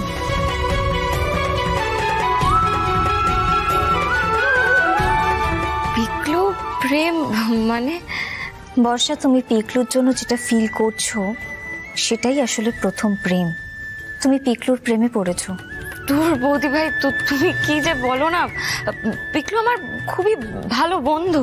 বর্ষা, আমি কিন্তু তোমার থেকে বড়, তাই এত সহজে তুমি আমার চোখে তুলে দিতে পারবে না। হ্যাঁ, আমিও আগে এটাই ভাবতাম যে তোমাদের মধ্যে শুধুই বন্ধুত্বের সম্পর্ক, কিন্তু এখন তো দেখছি সমস্যাটা জিনিয়া হয়ে উঠেছে। পিকলুর পাশে জিনিয়াকে দেখলেই তোমার চোখ মুখ পাল্টে যাচ্ছে। সেটা কিন্তু তুমি আমার কাছ থেকে লুকোতে পারবে না বর্ষা। বৌদি ভাই, দেখো বর্ষা, তোমার সাথে পিকলুর সম্পর্ক হলে এই বাড়িতে অনেক অশান্তি হবে আমি জানি, কিন্তু আমি তাতেও ঘাবড়াচ্ছি না, কারণ ভালোবাসা তো খুব ভালো জিনিস। কিন্তু বর্ষা, যদি প্রেম মানুষের স্বাভাবিকতা বদলে দেয় সেটা কিন্তু ভালো প্রেম নয়। এই ক্ষেত্রে কিন্তু তুমি বদলে যাচ্ছ বর্ষা, দুর্বল হয়ে পড়ছো। তোমার কেরিয়ার নষ্ট হয়ে যেতে পারে এতে। আর দেখো, প্রেম করার জন্য তো সারাটা জীবন পড়ে রয়েছে। এখন শুধু বন্ধুত্বটাই থাক। আর পিকলু আমার ভাই হলে কি হবে? আমি কিন্তু তোমাকে কম ভরসা করি না। আমার পরে একমাত্র আমি তোমাকে দেখেছি যে মন থেকে এই দত্ত বাড়িকে পাল্টাতে চায়। তাই বলছি বর্ষা, নিজের এই সত্তাটাকে বদলে ফেলো না, বুঝেছো? বুঝেছি।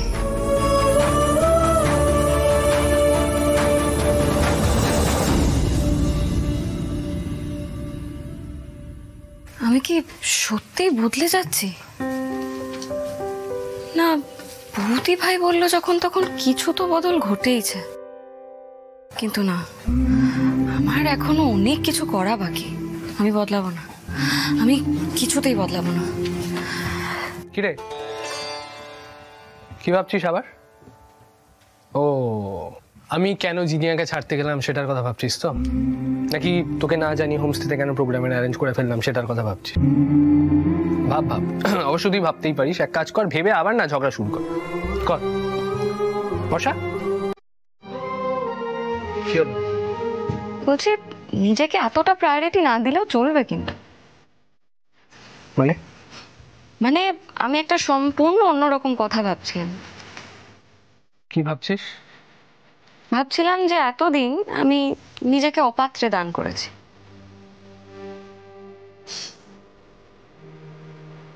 আর সেটা আমি আর করব না।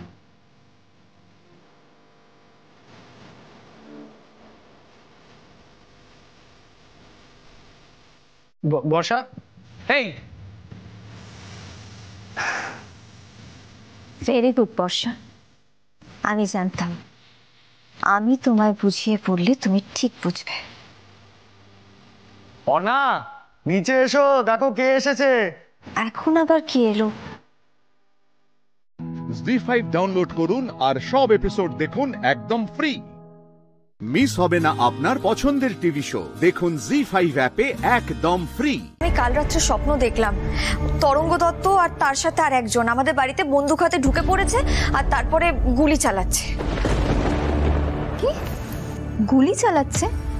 সৃজন দাকে গুলি করছে নাকি? তুই কি করে জানলি? ওহো বর্ণা, তুই যদি নিজে গুলি খেতিস তাহলে তুই এতটা টেনশন করতিস না। নির্ঘাত এই বাড়ির কারুকে গুলি করা হয়েছে না তো সৃজন দাকে, এটা তো সিম্পল ব্যাপার। স্বপ্নেও কি তোর তারটা কেটে যায় নাকি বলতো? তুই না পুরো মিউজিয়ামে রাখার মতো একটা পিস।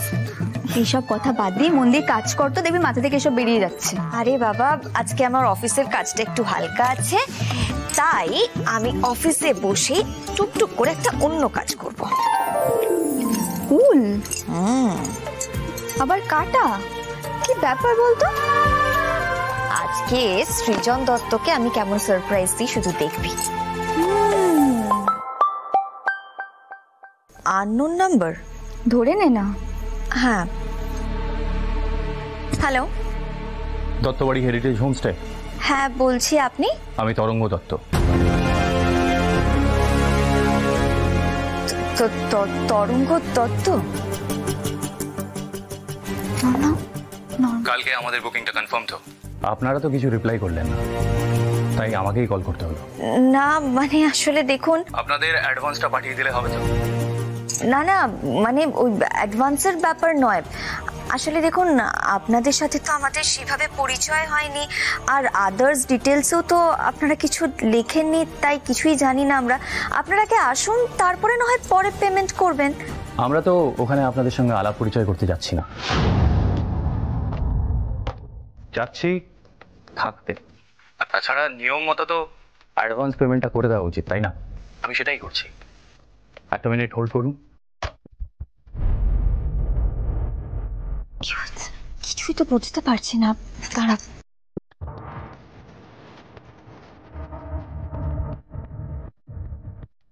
দেখুন, আপনাকে 12,000 পাঠিয়ে দিয়েছি। আর শুনুন, আমাদের 3 দিনের বুকিং ছিল, ওটা 1 সপ্তাহ করে দিন। কাল সকাল 10টা সাড়ে 10টা নাগাদ চেক ইন করছি।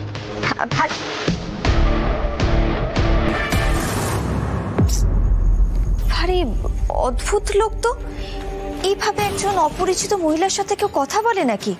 তার উপরে এত তাড়াহুড়ো করে টাকাটাও অ্যাডভান্স করে দিল। বাবা কি হয়েছে, কি বলছে লোকটা? কি বলছে তার থেকেও বড় কথা, লোকটা না নিজের ফোন থেকে আমাকে কল করেনি, বুঝতে পেরেছিস? আর তার সাথে আর কি, আর দেখ না, নিজের অ্যাকাউন্ট থেকেও টাকাটা পাঠায়নি। তুই শিওর? আরে শিওর কি, এই তো দেখ। তাই তো। রুচি, আমার মন বলছে এই লোকটা নিশ্চয়ই কিছু না কিছু একটা লুকোচ্ছে।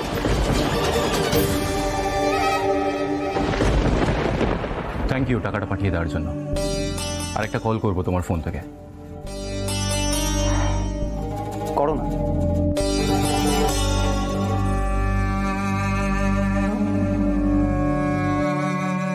হ্যালো, कौन है?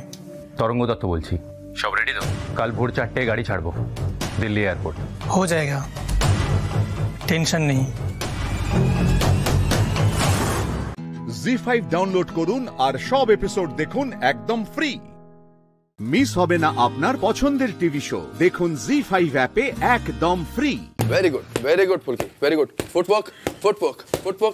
Yes, good. কি হচ্ছে? 1 সেকেন্ড দাঁড়াও, কি হচ্ছে কিছু বলবি? ফুলকির ফাইনাল ম্যাচ ঝুম্পা দত্তের সাথে। হ্যাঁ দা ভাই, আজকের হচ্ছে উইনার ঝুম্পা, আর অলরেডি সঙ্গীতা মাইতি আর সরস্বতী বাগ এই দুজনেই পূর্ব মেদিনীপুরকে রিপ্রেজেন্ট করছে, দুজনেই সিলেক্টেড। ফুলকি আর ঝুম্পা দত্তর মধ্যে এবার হাড্ডাহাড্ডি লড়াই হবে, আর ফাইনালে যে জিতবে সেই হবে পূর্ব মেদিনীপুরের 3 নম্বর প্রতিনিধি। আমরা তো চাই ফুলকি হোক সেই 3 নম্বর প্রতিনিধি। কি ফুলকি, পারবে তো? পারবোই তো ধানু দিদি, স্যারের ছাত্র বলে কথা। বাস শুরু হয়ে গেল। হ্যাঁ রে, এই ঝুম্পা দত্তর ট্র্যাক রেকর্ড তো খুব ভালো, তাই না? হ্যাঁ দা ভাই, লিগের একটা ম্যাচও হারেনি, টানা 10টা উইন। শুনছো? তাতে কি হয়েছে স্যার? ঝুম্পা দত্তর কাছে তো আর আপনার মতন স্যার নেই। আরে তোরা ওকে বোঝা, এরকম উত্তেজিত না হতে।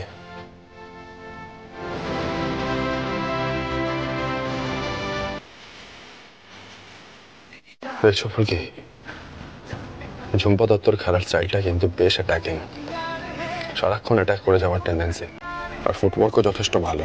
একে ডিফিট করতে হলে তোমাকে নিজের রিফ্লেক্স কাজে লাগাতে হবে ফুলকি, সারাক্ষণ অ্যালার্ট থাকতে হবে।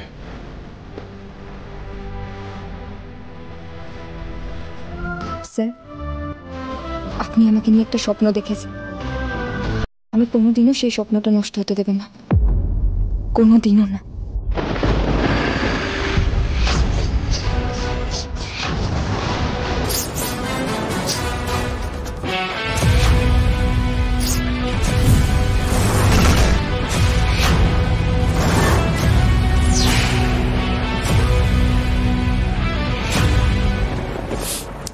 দেখো, ফুলকি দাসের খেলা।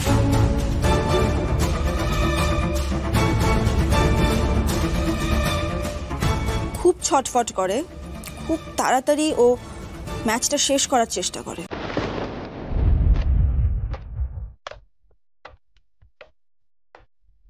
রিফ্লেক্সটা কিন্তু খুব ভালো।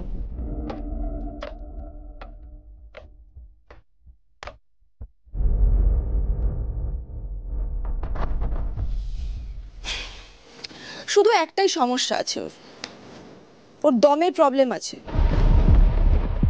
তুমি ওকে যদি শ্বাসনালীতে পাঞ্চ করো তাহলে কিন্তু ও হাঁপিয়ে যাবে।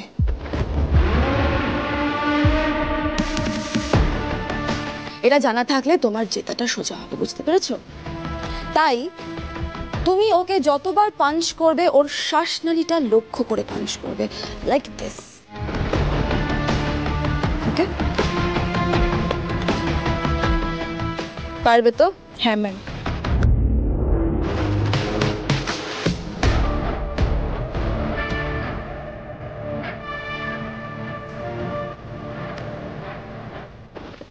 জি5 ডাউনলোড করুন আর সব এপিসোড দেখুন একদম ফ্রি। মিস হবে না আপনার পছন্দের টিভি শো, দেখুন জি5 অ্যাপে একদম ফ্রি। তোমার বিরুদ্ধে আজ যে প্রতিদ্বন্দ্বী আছে সে খুব ভালো খেলোয়াড় হোক না, সে যত ভালো খেলোয়াড়ই হোক না কেন, যেই হোক না কেন, আজকের ম্যাচে তুমি জিতবে। আমি যখন খেলতাম তখন একটা এক্সারসাইজ করতাম, ইট হেল্পস, মনে বেশ জোর পাওয়া যায়। দাঁড়াও, চোখ বন্ধ করো, রিল্যাক্স রিল্যাক্স। এবার জাস্ট ভাবো ম্যাচটা হচ্ছে।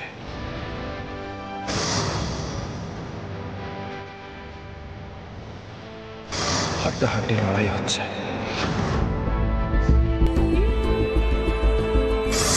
তুমি জিতে গেলে।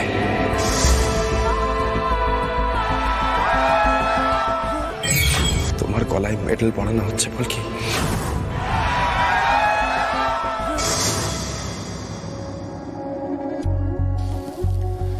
দেখলাম স্যার, আমি দেখলাম আমার গলায় মেডেল।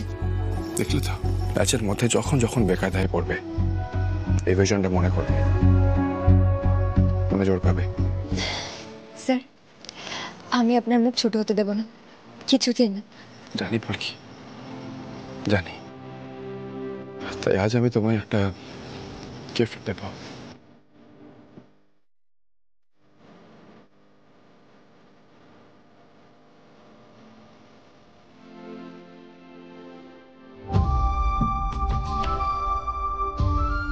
এগুলো চিনতে পারছো?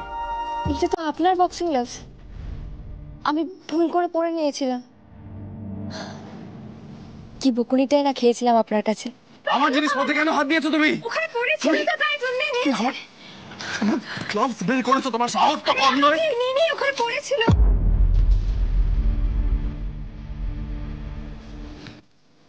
এটা কি করছেন স্যার? এই গ্লাভসগুলো তোমাকে পরিয়ে দিচ্ছে।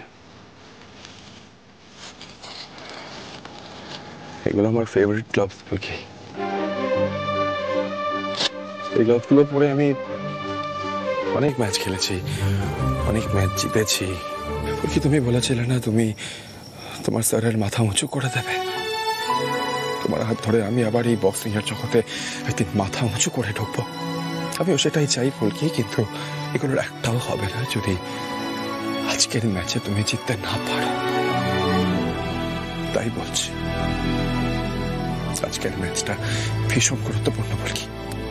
সে অর্থে বলতে গেলে আজ তুমি প্রথম ধাপ পেরোবে। বাড়িতে সবাই অপেক্ষা করে বসে আছে তোমার জেতার খবরটা শুনবে বলে।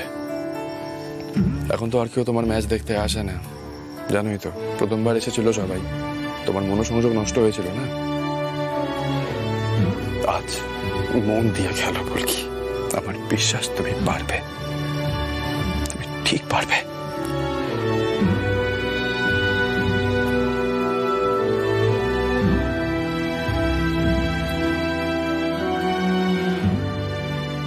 আজ যেন সবার আশা পূর্ণ করতে পারি মা কালী, তুমি দেখো।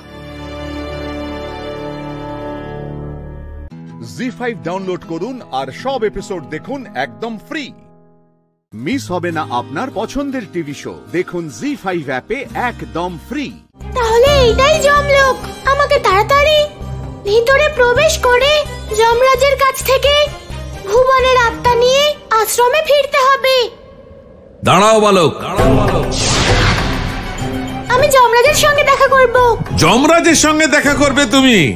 জীবিত কেউ যমরাজের সঙ্গে দেখা করতে পারে না। যমরাজের সঙ্গে দেখা করতে হলে জীবন ত্যাগ করতে হয়। এ আপনারা কি বলছেন? এটাই এখানকার নিয়ম। তুমি দ্বারের ভিতরে সশরীরে প্রবেশ করতে পারবে না। যাই হোক না কেন, আমায় ভুবনের আত্মাকে যমলোকের বাইরে আনতেই হবে। তার জন্য আমাকে নিজের শরীর ত্যাগ করতে হলে তাই করব। হে বিমলা কলা, আপনি আমায় কথা দিয়েছিলেন যখনই প্রয়োজন পড়বে আপনি আমাকে সাহায্য করবেন। আমাকে দর্শন দিন দেবী বিমলা, আমাকে দর্শন দিন। আমার আপনার সাহায্যের প্রয়োজন। আজ্ঞা করুন প্রভু, আমি আপনাকে কিভাবে সাহায্য করতে পারি? দেবী, আপনি অমৃত প্রদান করেন, জীবনের দেবী আপনি। তাই আমি চাই আমার আত্মাকে আপনি আমার শরীর থেকে আলাদা করে দিন, কারণ আমি সশরীরে যমলোকে ঢুকতে পারবো না। যথা আজ্ঞা প্রভু।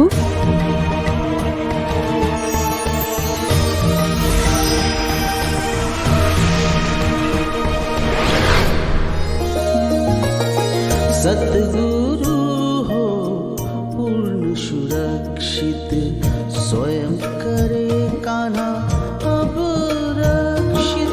बचे प्राण यदि एक जीवन का, काल प्राण ले ले मोहन का। यह विचार प्रभु मन में धारे, स्वयं मृत्यु को आज उचारे। यह अद्भुत लीला अति प्यारी, धारे मृत्यु को कृष्ण मुरारी।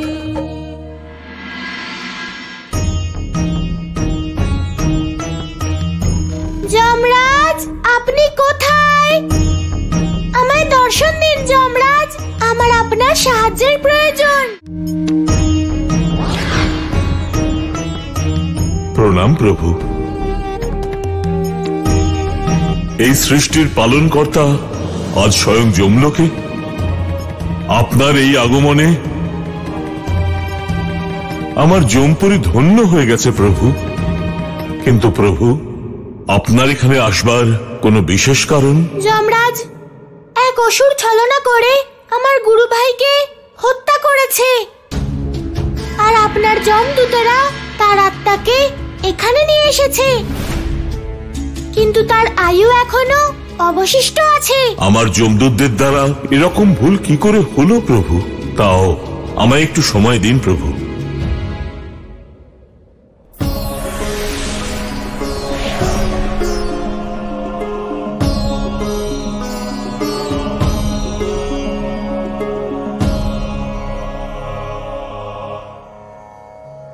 আপনি সত্যই বলছেন প্রভু, ওই আত্মার এখনো আয়ু আছে, ওই বালকের এখনো মৃত্যুর সময় হয়নি। যমরাজ, তাই এই আত্মাকে আমি এখন নিতে এসেছি। ক্ষমা করবেন প্রভু, একবার যমলোকে চলে আসা আত্মাকে আমি ফেরাতে অপারগ প্রভু। জি5 ডাউনলোড করুন আর সব এপিসোড দেখুন একদম ফ্রি।